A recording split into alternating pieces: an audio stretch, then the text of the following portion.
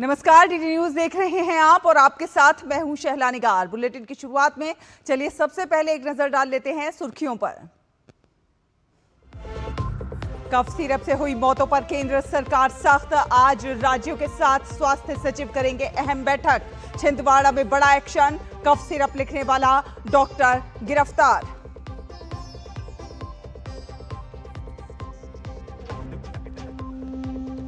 बिहार में भाजपा आज से हर जिले में निकालेगी सुझाव यात्रा। घोषणा पत्र के लिए घर घर जाकर मांगेगी सुझाव। चुनाव आयोग के दल प्रेस वार्ता से पहले प्रवर्तन एजेंसियों के नोडल अधिकारियों के साथ की बैठक।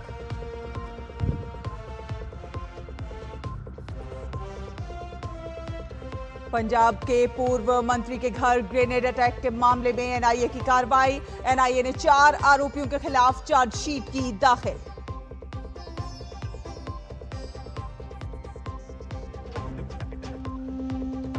अमेरिकी जज ने ट्रंप प्रशासन को दिया झटका। पोर्टलैंड शहर में 200 ओरेगन नेशनल गार्ड सैनिकों की तैनाती पर अस्थायी रूप से लगाई रोक।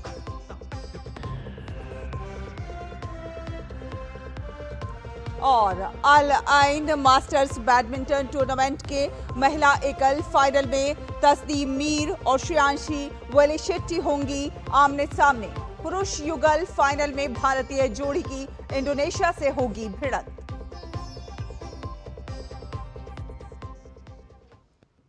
तो आपको बता दें कि बच्चों की मौत के बाद कफ सिरप पर केंद्र सरकार का आज शाम 4 बजे सभी राज्यों के साथ अहम बैठक होगी।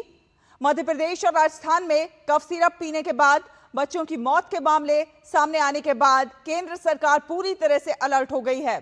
सरकार अब दवाओं की गुणवत्ता और सुरक्षा को लेकर सख्त कदम उठाने की तैयारी में है और इसी के तहत आज शाम 4 बजे केंद्र सरकार सभी राज्यों के साथ वीडियो कॉन्फ्रेंसिंग के माध्यम से एक महत्वपूर्ण बैठक करने जा रही है। बैठक की अध्यक्षता केंद्रीय स्वास्थ्य सचिव पुण्य सलीला श्रीवास्तव करेंगी। इसमें देश भर के मुख्य सचिव, हेल्थ सेक्रेटरी, प्रिंसिपल सेक्रेटरी स्वास्थ्य, राज्य ड्रग कंट्रोलर और सीडीएससीओ केंद्रीय औषधि मानक नियंत्रण संगठन के वरिष्ठ अधिकारी शामिल होंगे। इस बैठक का मकसद देश में बनने वाली और बिकने वाली कफ सिरप और अन्य दवाओं की गुणवत्ता पर सख्ती करना है। बैठक में दवाओं के निर्माण मानकों के पालन, दवाओं के रैशनल यूज और राज्य स्तर पर निगरानी व्यवस्था को मजबूत करने पर चर्चा होगी। केंद्रीय स्वास्थ्य मंत्रालय ने पहले ही सभी राज्यों को एक एडवाइजरी जारी की है जिसमें कहा गया है कि किसी भी दवा की क्वालिटी को लेकर जरा सी भी लापरवाही बर्दाश्त नहीं की जाएगी। मंत्रालय का जोर इस बात पर है कि बाजार में बिकने वाली सभी खांसी की दवाएं और बच्चों को दी जाने वाली सिरप पूरी तरह से सुरक्षित हों और डीईजी, ईजी जैसे हानिकारक रसायनों से मुक्त हों। बैठक में राज्यों से ये भी रिपोर्ट ली जाएगी कि उन्होंने अब तक दवा सैंपल की जांच, उत्पादन इकाइयों के निरीक्षण और संदिग्ध सिरप पर की गई कार्रवाई में क्या प्रगति की है।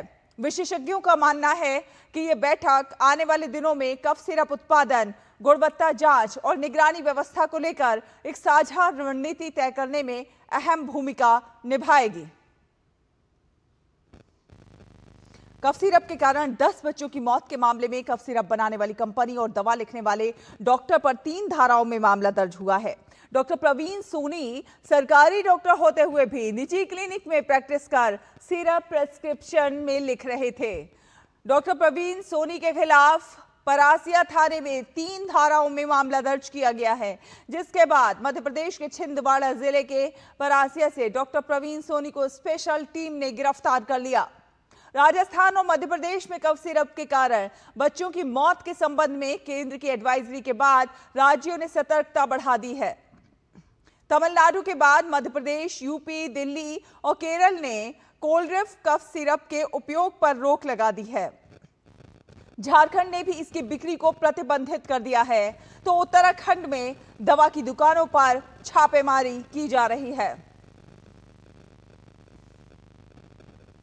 और अब अगली खबर का रुख करते हैं। चुनाव आयोग ने आज बिहार की चुनाव तैयारियों के मद्देनजर प्रवर्तन एजेंसियों के नोडल अधिकारियों के साथ बैठक की और इस दौरान आयोग के अधिकारियों ने प्रवर्तन एजेंसियों के प्रतिनिधियों से चुनाव की तैयारियों के लिए रणनीति पर चर्चा की।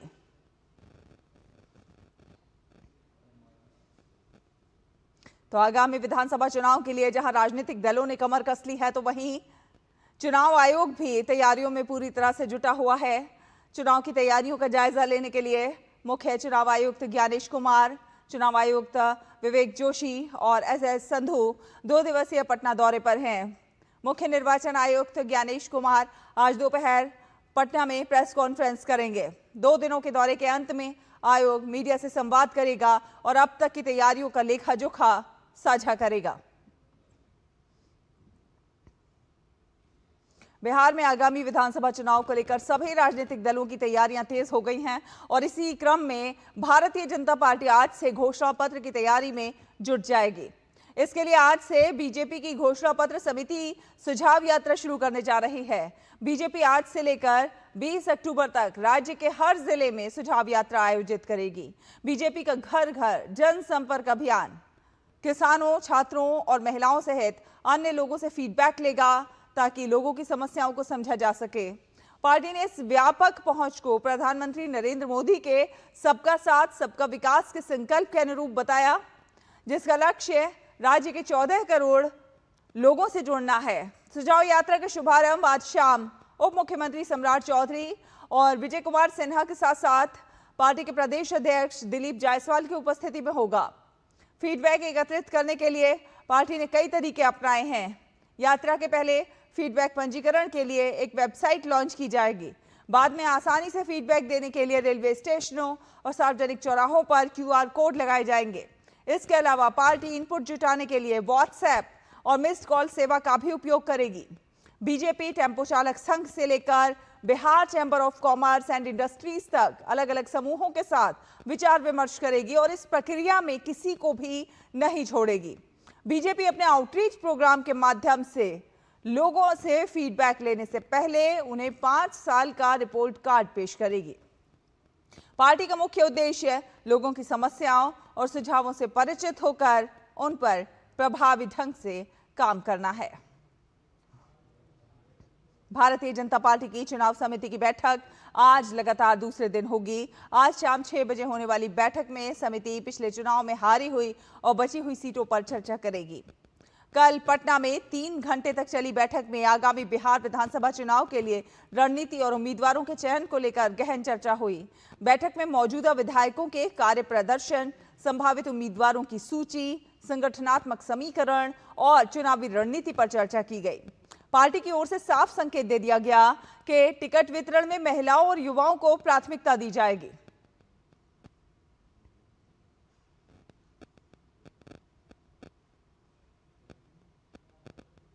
भारतीय जनता पार्टी कार्यालय में चुनाव समिति की बैठक हुई। चुनाव समिति के सभी 18 सदस्य और साथ में जो चुनाव प्रभारी नए बने हैं, भारत सरकार के शिक्षा मंत्री श्री धर्मेंद्र प्रधान जी, ऐसे सभी शीर्षस्थ नेतृत्व के जो 18 सदस्यीय टोली और 2 हमारे चुनाव प्रभारी 20 लोग चुनाव समिति की बैठक में समीक्षा किए। महिलाओं को विशेष रूप से, युवाओं को विशेष रूप से जो है प्राथमिकता दिया जाए, इस बात पर भी चर्चा हुई है। बीसीसीआई उपाध्यक्ष और राज्यसभा सदस्य राजीव शुक्ला ने बिहार चुनाव को लेकर कहा कि बिहार में महागठबंधन की स्थिति बहुत मजबूत है। उन्होंने कांग्रेस और आरजेडी का गठबंधन की जीत का दावा भी किया। बिहार चुनाव में मुझे लगता है कि महागठबंधन की स्थिति बहुत मजबूत है। जो गठबंधन कांग्रेस और आरजेडी का होगा वो जो है निश्चित रूप से जीतेगा, ऐसी पूरी मुझे उम्मीद है।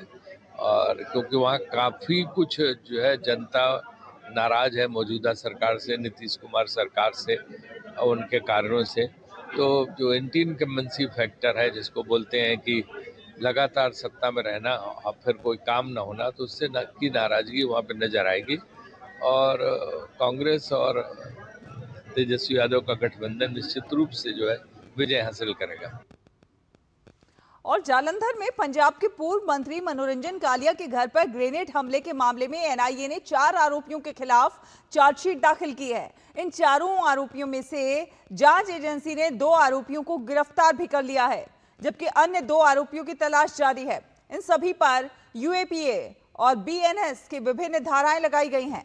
आरोप पत्र के अनुसार मनोरंजन कालिया के घर पर 7 अप्रैल 2025 की रात को हमला किया गया था। बाद में 12 अप्रैल को इस मामले की जांच एनआईए ने शुरू की थी। आगे बढ़ेंगे। अगर आप भी माता वैष्णो देवी जाने का प्लान बना रहे हैं तो ये खबर आपके लिए है। 3 दिन के लिए यात्रा को रद्द कर दिया गया है और तो ऐसे में आप अभी यहां जाने का प्लान ना ही बनाएं तो अच्छा होगा। माता वैष्णो देवी श्राइन बोर्ड ने एक बार फिर से वैष्णो देवी यात्रा को लेकर एक बड़ा अपडेट दिया है। श्राइन बोर्ड ने 3 दिनों के लिए वैष्णो देवी यात्रा स्थगित करने की जानकारी दी है। माता वैष्णो देवी श्राइन बोर्ड ने सोशल मीडिया प्लेटफॉर्म एक्स पर पोस्ट करके कहा है कि भारतीय मौसम विभाग द्वारा जारी खराब मौसम संबंधी सलाह के मद्देनजर वैष्णो देवी यात्रा 5 से 7 अक्टूबर 2025 तक स्थगित रहेगी और 8 अक्टूबर को फिर से शुरू होगी। और बिहार में कल से लगातार आफत की बारिश हो रही है। मौसम विभाग के अनुसार बिहार में भारी बारिश का सिलसिला आज भी जारी रहेगा।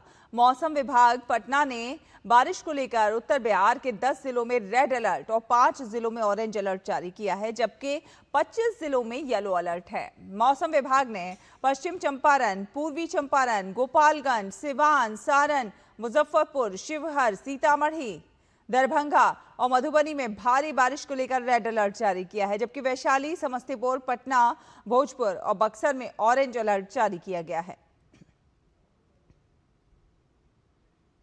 इससे पहले शनिवार को आंधी तूफान और बिजली गिरने से करीब 10 लोगों की मौत हो गई, जबकि 13 लोग घायल हो गए।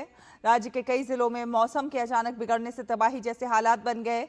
आपदा प्रबंधन विभाग के अनुसार वज्रपात से 7 और भारी बारिश और आंधी तूफान से 3 लोगों की जान गई है। इनमें पश्चिम चंपारण में 2 लोग, भोजपुर, जहानाबाद और किशनगंज में 1-1 और अरवल में 2 लोगों की मौत हुई है। वहीं मूसलाधार बारिश और आंधी तूफान से वैशाली, रोहतास और मुजफ्फरपुर जिलों में 1-1 व्यक्ति की मौत की पुष्टि हुई है। सीएम नीतीश कुमार ने मृतकों के प्रति संवेदना व्यक्त की है, साथ ही 4-4 लाख रुपए के मुआवजे की भी घोषणा की है।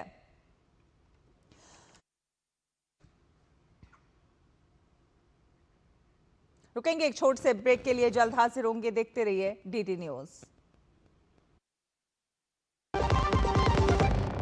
हिंग देना वो वाली MDH की सुपर हींग। जिन्होंने यूज किया है वो जानते हैं असली हींग का स्वाद। MDH सुपर हींग, शुद्धता का असली तड़का। असली मसाले सच सच MDH। मेरी पसंद, मेरी पसंद, मेरी पसंद, मेरी पसंद, हमारी पसंद। हम सबकी पसंद। मजबूत देश का मजबूत सरिया हो गया स्टील। ब्रेक के बाद स्वागत है आपका। आपको बता दें कि जीएसटी सुधारों के सकारात्मक प्रभाव अब साफ साफ दिखाई देने लगे हैं। जीएसटी सुधारों ने भारत की विकास गाथा को गति देने और गरीब और मध्यम वर्ग को राहत पहुंचाने में बेहद महत्वपूर्ण भूमिका निभाई है। आपको दिखाते हैं मारुति सुजुकी के वरिष्ठ कार्यकारी निदेशक राहुल भारती के साथ डीडी न्यूज संवाददाता शुभेंदु घोष की ये खास बातचीत। नए जीएसटी सुधारों से विभिन्न वस्तुओं और सेवाओं पर टैक्स रेट कम हुए हैं, जिससे समाज के सभी वर्गों को लाभ मिला है। ऑटोमोबाइल सेक्टर पर पड़ने वाले प्रभाव के बारे में बात करने के लिए मेरे साथ हैं Rahul Bharti, senior executive director corporate affairs, Maruti Suzuki. Maruti Suzuki Bharat की सबसे बड़ी यात्री कार निर्माता कंपनी है। राहुल, डीडी न्यूज में आपका स्वागत है। आपका बहुत बहुत शुक्रिया। राहुल, सबसे पहले क्या आप हमें बता सकते हैं कि हाल ही में लागू जीएसटी सुधारों से आपको और आपके ग्राहकों को विशेषकर इस त्योहार के सीजन में किस प्रकार का लाभ हुआ है? बहुत ही ऐतिहासिक बढ़त हुई है हमारी कारों की बिक्री में और आपके माध्यम से मैं माननीय प्रधानमंत्री जी को बहुत बहुत धन्यवाद देना चाहता हूं। पूरे उपभोक्ताओं को उन्होंने बहुत बड़ा जीएसटी का गिफ्ट दिया है। नवरात्रों के अगर पहले 8 दिनों को हम देखें तो हमारी एक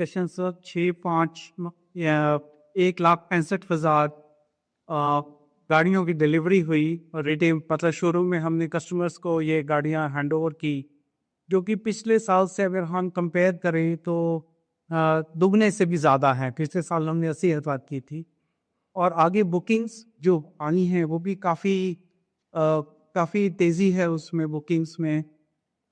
सितंबर के महीने में 27.5% की बढ़त हुई है। इनफैक्ट हम तो अब संडे और संडेज़ को भी अपनी प्रोडक्शन चालू कर रहे हैं ताकि कस्टमर्स को हम गाड़ियाँ दे पाएं। जी, प्रधानमंत्री मोदी के make in India make for the world vision के अंतर्गत कई महत्वपूर्ण उपलब्धियां हासिल हुई हैं। आप ऑटोमोबाइल के क्षेत्र में भारत के मैन्युफैक्चरिंग और एक्सपोर्ट्स की बढ़ती संभावनाओं को कैसे देखते हैं? Make in India make for the world बहुत ही स्ट्रेटेजिक डायरेक्शन है मोदी जी की और इसका बहुत फ़ायदा होगा हमारी इकोनॉमी को।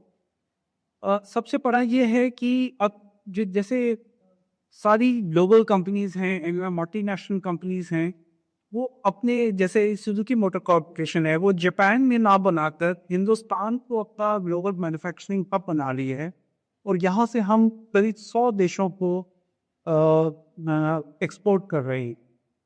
तो हमारी जो ई विटारा है वो अब 100 देशों को एक्सपोर्ट होगी और इंडिया मैन्युफैक्चरिंग हब है और उसका फ़ायदा इंडियन इकोनॉमी में, इंडियन एनवायरनमेंट को मिलेगा। हमारी एक्सपोर्ट में भी काफ़ी बढ़त हुई है। हम पहले एक तिमाही में 1 लाख की एक्सपोर्ट करते थे, पहले 1 साल में करते थे, अब हम एक तिमाही में 1 लाख की वो कर रहे हैं, यानी 4 गुना बढ़त हुई है करीब 4 साल। तो हम एक्सपोर्ट्स को बहुत स्ट्रेटेजिक फोकस में ले रहे हैं माननीय प्रधानमंत्री जी के प्रोग्राम में make in India make for the world. इस सितंबर में भी हमारे 52% ग्रोथ हुई है और इस साल हम मेरे ख्याल से हम 4 लाख गाड़ियाँ एक्सपोर्ट। वैश्विक अर्थव्यवस्था के बारे में बात करें तो कई चुनौतियां हैं। प्रधानमंत्री मोदी के स्वदेशी और आत्मनिर्भरता के संदेश के साथ भारतीय अर्थव्यवस्था के आगे की राह के बारे में आपका क्या आकलन है? मुझे ऐसा लगता है कि पूरे विश्व में एक भारत ही है जो एक बड़ी अर्थव्यवस्था है और बड़ी अच्छी दर पे उसकी बढ़त हो रही है, ग्रोथ हो रही है और ये बहुत ही हिंदुस्तानियों के लिए बहुत खुशी का मौका है क्योंकि बाकी वर्ल्ड में हम अलग अलग जगह देखें, अलग अर्थव्यवस्था में कई चैलेंजेस हैं और इन चैलेंजेस को दूर करने के लिए लोगों ने टैरिफ वॉर्स किए हैं, हर तरीके की नीतियां अपना रहे हैं जो उनको फ़ायदा दे या ना दे। लेकिन भारत का इस समय काफ़ी मजबूत अर्थव्यवस्था लग रही है। 6.8% की GDP ग्रोथ रेट का अब वो हुआ है जो कि मेरे ख्याल से पूरे विश्व में इस स्केल पे कोई भी देश यहाँ तक भी पहुँच पा रहा हो। राहुल भारती, DD न्यूज़ से बात करने के लिए आपका धन्यवाद। शुक्रिया। और आगे बढ़ेंगे, अंतर्राष्ट्रीय खबरों का रुख करें तो अमेरिका के जज ने राष्ट्रपति डोनाल्ड ट्रंप के प्रशासन को पोर्टलैंड शहर में 200 ओरेगन नेशनल गार्ड सैनिकों की तैनाती पर अस्थायी रूप से रोक लगा दी है। ये रोक तब तक रहेगी जब तक कि इस फैसले को चुनौती देने वाली याचिका अदालत में विचाराधीन है। राष्ट्रपति ट्रंप ने पहले घोषणा की थी कि वो युद्धग्रस्त शहर की रक्षा के लिए पोर्टलैंड में सैनिक भेजेंगे। अमेरिकी डिस्ट्रिक्ट जज कैरेन एमरगुड का ये फैसला व्हाइट हाउस के लिए एक झटका है। राष्ट्रपति ट्रंप ने कहा है कि पोर्टलैंड और अन्य शहरों में कानून का शासन नहीं है और वहां अपराध और अव्यवस्था बढ़ती जा रही है। अमेरिकी राष्ट्रपति डोनाल्ड ट्रंप ने कहा है कि गाजा युद्ध विराम पर बातचीत के बाद इजराइल शुरुआती चरण में सेना की वापसी पर सहमत हो गया है और ये प्रस्ताव फिलिस्तीनी उग्रवादी संगठन हमास के साथ साझा किया गया है। सोशल मीडिया पर घोषणा करते हुए राष्ट्रपति ट्रंप ने कहा कि जैसे ही हमास इस प्रस्ताव की पुष्टि करेगा, युद्ध विराम तुरंत प्रभावी हो जाएगा और बंधकों और कैदियों की अदला बदली होगी। ट्रंप ने फिलिस्तीनी उग्रवादी गुट को चेतावनी देने के कुछ घंटों बाद ये टिप्पणी की है। गाजा में युद्ध समाप्त करने के लिए अमेरिका की मध्यस्थता में नई शांति योजना को इजराइल और हमास दोनों का अस्थायी समर्थन मिला है, जिससे युद्ध विराम और शेष सभी बंधकों की रिहाई की उम्मीदें बढ़ गई हैं। इस बीच इजराइल के प्रधानमंत्री बेंजामिन नेतन्याहू ने कहा कि उन्हें आने वाले दिनों में गाजा में बंधकों की रिहाई की घोषणा करने की उम्मीद है। एक बयान में प्रधानमंत्री नेतन्याहू ने कहा कि कूटनीतिक और सैन्य दबाव से वे इस मकाम पर पहुंचे हैं और अब हमास को हथियार मुक्त तथा गाजा को सैनिक मुक्त कर दिया जाएगा।